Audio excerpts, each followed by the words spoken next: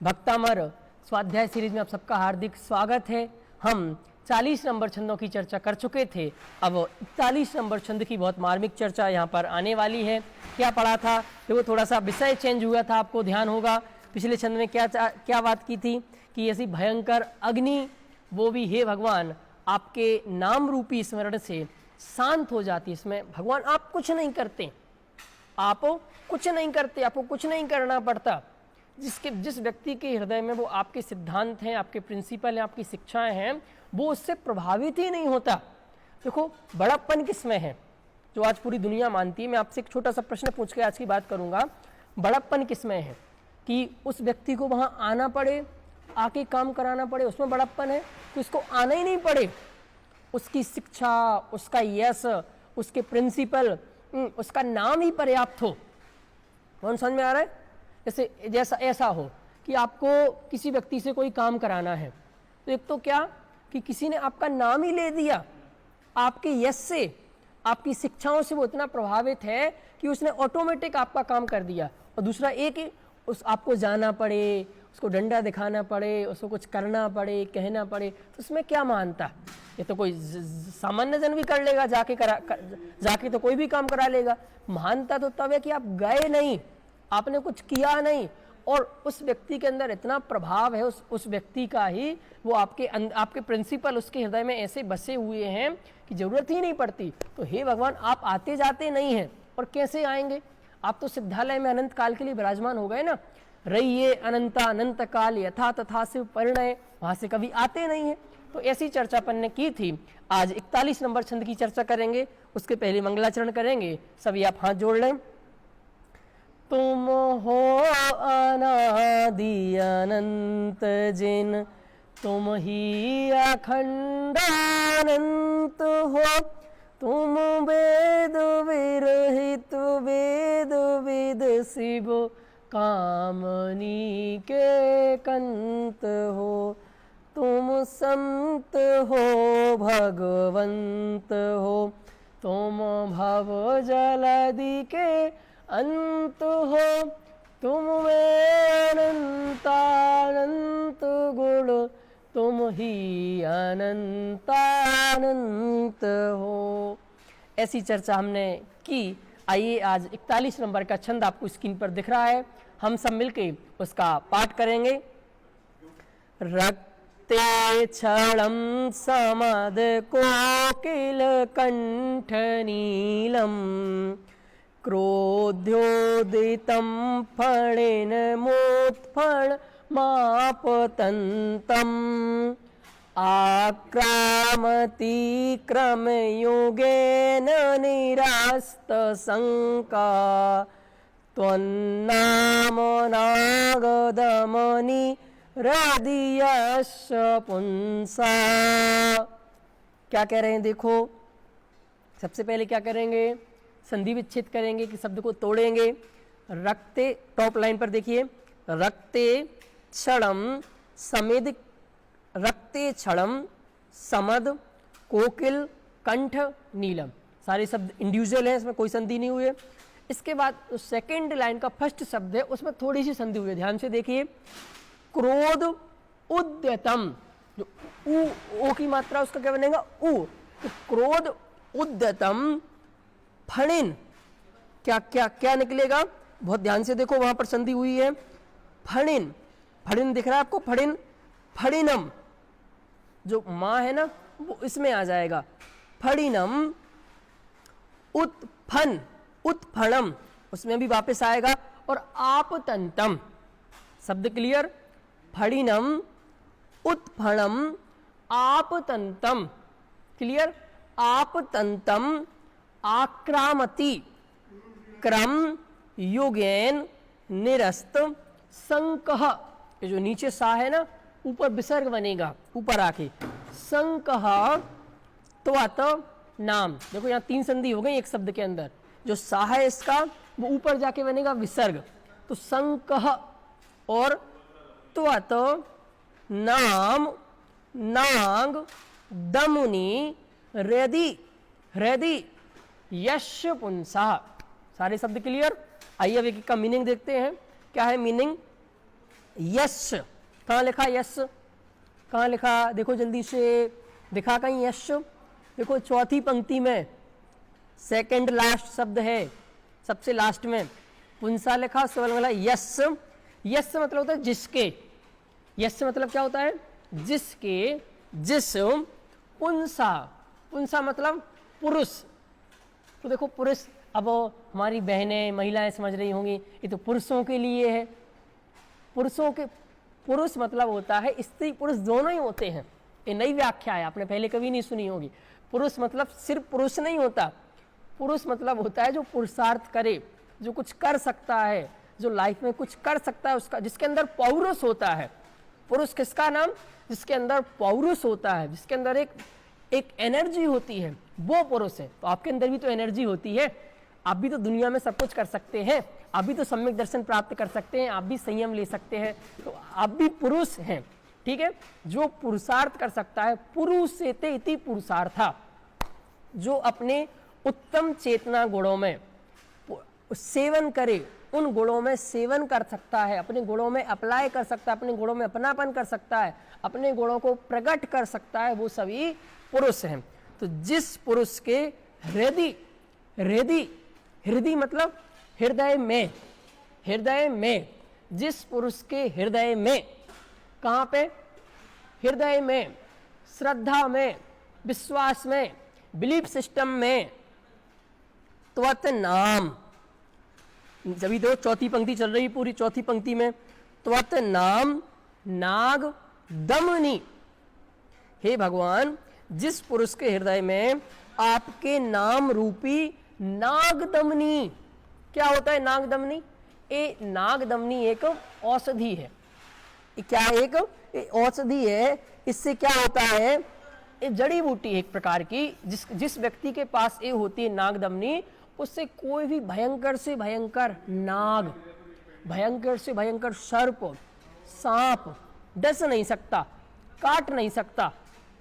सुना आप तो लौकिक में भी सुना होगा, ये सपेरे वगैरह होते ना, तो उनके पास नागदम नहीं होती किसी किसी के पास, तो भयंकर से भयंकर सांप को भी अपने बस में किए रहते हैं, वो फिर सांप उसको काट नहीं सकता। तो लौकिक में भी देखते हैं हम।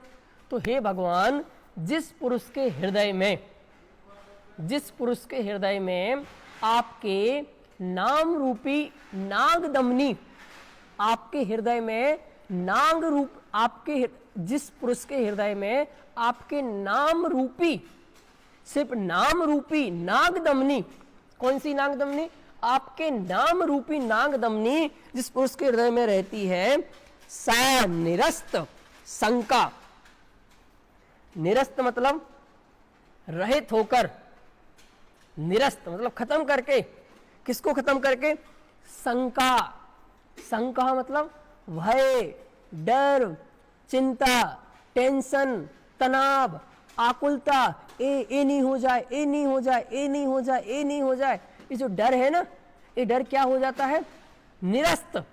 वो वे बोलते हैं ना, आज मीटिंग निरस्त कर दी, लॉकडाउन निरस्त कर दिया, ये निरस्त कर दिया, निरस्त कर दिया मतलब खत्म कर दिया उसको, उससे रहित हो गए। तो भय से रहित, डर से रहित, आकुलता से रहित, टेंशन से रहित, तनाव से रहित। तो जिस पुरुष के हृदय में ये आपके नाम रूपी, नाम मतलब आपने जो शिक्षा बताई है, आपने जो प्रिंसिपल बताए हैं, आपकी जो क्वालिटीज हैं, आपके जो सच्चे गुण हैं, जिस पुरुष के अंदर, जिसके हृदय में ये चीज रहती हैं। अब देखो आप अभी क्या करेंगे, देखो बहुत सारे लोग क्या करते हैं कि आपके हृदय में भगवान तो है नहीं, भगवान नहीं मतलब भगवान के सिद्धांत नहीं है, भगवान ने जो ज्ञान दिया है वो नहीं है आपके अंदर, और फिर आप चले जाओ तो दुखी दुखी होने वाले हो। जिस पुरुष के अंदर भगवान नहीं विराजते, भगवान की वाणी नहीं विराजती, वो तो इस जगत में दुखी दुखी होने वाला है। बाहर में कुछ भी पढ़ ले तो पंडित जी मेरे हृदय में भगवान तो नहीं विराजते हैं, और मैं छंद पढ़ूंगा, फिर सांप के सामने जाऊंगा तो सांप मुझे काटेगा कि नहीं काटेगा, काटेगा, क्या काटेगा। मैं तो छंद बोल रहा हूं, 3 बार बोल रहा हूं, 3 बार नहीं 100 बार बोलो तो भी काटेगा, 1000 बार बोल लो तो भी काटेगा।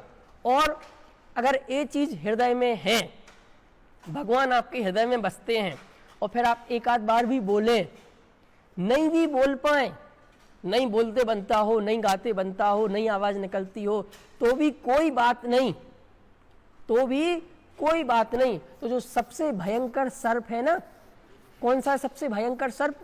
मिथ्यात्व नामक भयंकर सर्प।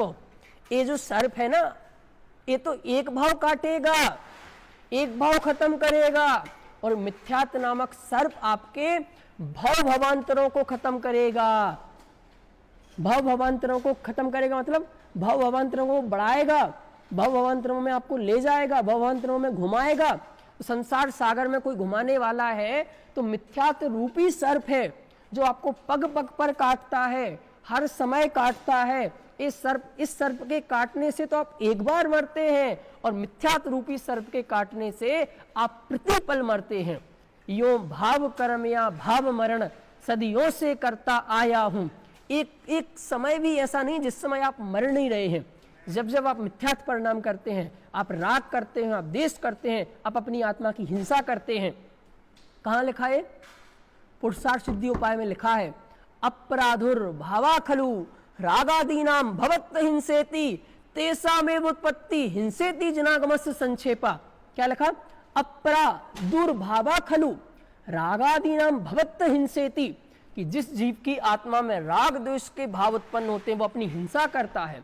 अपराधुर्भावा खलु रागादीनाम भवत हिंसेति तेषामेव उत्पत्ति हिंसेति जनागमस्य संक्षेपा। हिंसा किसका नाम? जिसके अंतर में राग और द्वेष उत्पन्न होते हैं। इस श्लोक तो याद करने जैसा है, पूरे सार है। हिंसेति जनागमस्य संक्षेपा, पूरे जनागम का सार है। अपराधुर्भावा खलु रागादीनाम भवत हिंसेति तेषामेव उत्पत्ति हिंसेति जनागमस्य संक्षेपा। तो ये जो हिंसा रूपी, ये मिथ्यात्व रूपी, मोह राग द्वेष रूपी सर्प है, ये आपको काट रहा है, प्रतिपल काट रहा है। अगर इससे कोई बचा सकता है तो हे भगवान, वो आप बचा सकते हैं, आपके प्रिंसिपल बचा सकते हैं, आपके उपदेश बचा सकते हैं, आपके सिद्धांत बचा सकते हैं। जो आपने मार्ग दिखाया ना, क्या मार्ग है भगवान का? सबको याद है, बच्चे बच्चे को याद है, सम्यक दर्शन ज्ञान चारित्राणी मोक्ष मार्गा, याद है ना? ये मोक्ष मार्ग है। तो सम्यक दर्शन के विपरीत क्या है? मिथ्या दर्शन, मिथ्यात्व। ये मिथ्यात्व रूपी सर्प आपको प्रतिपल काट रहा है। तो हे भगवान, जिस पुरुष के अंदर में, जिस स्त्री के अंदर में, जिस पुरुष के अंदर में, जिस बच्चे के अंदर में, जिस किसी के भी अंदर में आपके प्रिंसिपल रहते हैं, जिसके हृदय में, हृदय किस बात का प्रतीक है? श्रद्धा का। सिर्फ ज्ञान में रटने का काम नहीं है। आप क्या करते हैं? भक्तामृत रट लेते हैं, फिर कहते हैं मेरे ये तकलीफ दूर नहीं हुई, मैं दुखी हूं, मेरा मिथ्या दूर नहीं हुआ। तो रटने से दूर नहीं होता, लिख रहा है ना, हृदय में आनी चाहिए वो चीज, आपके बिलीफ सिस्टम में आनी चाहिए, आपके खून में उतर जानी चाहिए, आपके श्रद्धान में आना चाहिए, आपकी प्रतीति में आना चाहिए, आपकी रुचि में आना चाहिए, आपको उस चीज की रुचि होनी चाहिए, तो काम होगा। तो जिसके हृदय में आपके नाम रूपी नागदमनी होती है, उसके सभी प्रकार के भय खत्म हो जाते हैं। सचमुच आर्ट ऑफ लिविंग है, ये पर्सनैलिटी डेवलपमेंट है। आपकी पर्सनैलिटी कैसी है? झुकी झुकी पर्सनैलिटी है। आज दुनिया के अंदर जितने भी जीव हैं सब दुखी हैं, घबराए हुए हैं, डरे हुए हैं, भयभीत हैं। मर नहीं जाऊं, मर नहीं जाऊं, मर नहीं जाऊं, मर नहीं जाऊं, मर नहीं जाऊं। पूरे दुनिया के सब लोग डरे हुए हैं। पर मैं कहता हूं, अगर ये चीज आपने पढ़ ली, भगवान के जो महावीर भगवान ने सिद्धांत बताए हैं उनको अप्लाई कर लिया, तो आपकी लाइफ में खुशहाली आ जाएगी, आनंद आ जाएगा। कैसा आनंद आ जाएगा? अरे किस बात का डर? किसका डर? मरने का डर। जो मरता है वो मैं नहीं, और जो मैं हूं वो कभी मरता नहीं। क्या समझ में आ रहा है? किसका डर? इस सांप किसको खाएगा? कोरोना किसको खाएगा? जिसको कोरोना होता है वह मैं नहीं, और जो मैं हूं उसको कोरोना का बाप नहीं होता। तो डर किस बात का? मुझे नहीं होता कोरोना, जिसको कोरोना होता है वह मैं नहीं। और एक किराए का मकान है, तो जब तक किराए के मकान में रहेंगे तो उसकी जितनी देखभाल करनी चाहिए उतनी करेंगे। ये तो एक धर्मशाला है, किराए का मकान है, तो इसकी जैसी हिफाजत करनी चाहिए, जैसी किराए की मकानी करते वैसी करेंगे। बट मैं ये नहीं हूं, मैं तो इससे भिन्न आत्म तत्व हे भगवान आपने ये बताया है, आपकी ये वाणी है। जीव जुदा पुद्गल जुदा यही तत्व को सार, बाकी जो कुछ और है याहू को विस्तार, यही तो बताया है आपने, इसके अलावा और क्या बताया आपने। तो हे भगवान, जिस पुरुष के अंदर आप, जिस पुरुष के हृदय में, श्रद्धा में, प्रतीति में, बिलीफ सिस्टम में, रुचि में आपके नाम रूपी नागदमनी रहता है, उसके सभी प्रकार के भय निरस्त हो जाते हैं, रद्द हो जाते हैं, कैंसल हो जाते हैं, खत्म हो जाते हैं। और अब थोड़ा सा और देखो क्या बता रहे हैं यहां, रक्ते रक्त इक्षणम। इक्षणम मतलब क्या होता है, पहले रक्त मतलब क्या होता है, रक्त मतलब होता है लाल, रक्त वर्ण, रक्त मतलब खून, खून कैसे वर्ण का होता है, लाल। इक्षणम, इक्षणम मतलब नेत्र, लाल वर्ण के नेत्रों वाला, लाल कलर के नेत्रों वाला, लाल लाल जिसकी आंखें हैं। समद मतलब बिल्कुल उन्मत्त, बिल्कुल पागल, मद से सहित है, बहुत बहुत गुस्से में है, बहुत घमंडी है। और कोकिल कंठ नीलम, कोकिल कंठ नीलम मतलब, कोकिल मतलब कोकिल कंठ नीलम, कोकिल मतलब कोयल, कोयल जानते हैं कोयल। और कंठ, कंठ मतलब होता है गला, ग्रीवा। नीलम, नीलम के अर्थ दो होते हैं, नीलम मतलब नीला और नीलम मतलब काला। तो यहाँ कोयल के अर्थ में क्या लेना, काला। तो कोयल की गर्दन के समान काला, ये दो विशेषण चल रहे हैं किसी चीज के, पता चलेगा अभी। रक्त के समान आंखें हैं, जो बहुत घमंडी है, बहुत उन्मद है, उन्मत्त है। और कोयल की समान जिसकी आंखें हैं, आंखें नहीं, कोयल की गर्दन के समान काला। क्रोधोद्दतम, क्रोध से जो बहुत ज्यादा उद्दंड है, क्रोध से बहुत ज्यादा क्रोधित है, क्रोध से अत्यंत क्रोधित है। ऐसे आपतंतम मतलब सामने आते हुए। उत्फनम, उत्फणम, उत्फणम मतलब फण को ऊपर उठाए हुए, अपने फन को ऊपर उठाए हुए। फणिम, फणिम मतलब होता है सर्प को। क्रम युगेन मतलब दोनों पैरों से। आक्रामती, आक्रामती लांग जाता है, आक्रामती मतलब लांग जाता है। क्रम योगेन मतलब दोनों पैरों से। सारे शब्द मिल गए, वापस देखो जल्दी से। यस पुंसा हृदय, चौथी पंक्ति में, जिस पुरुष के हृदय में त्वत नाग, त्वत नाम नाग दमनी, कि आपके नाम रूपी नाग दमनी है। सा निरस्त शंका, तीसरी पंक्ति, उसके सारे शंका, सारे भय खत्म हो जाते हैं, निर्भय वह रहित होकर निर्भयता से, बिना डर के। रक्त ईक्षणम, पहली पंक्ति, रक्त वर्ण के मतलब लाल वर्ण की आंखों वाले। समिद मतलब उन्मत्त, समद उन्मत्त घमंडी। कोकिल कंठ नीलम, पहली पंक्ति, कोयल, कोकिल मतलब कोयल की गले के समान काले।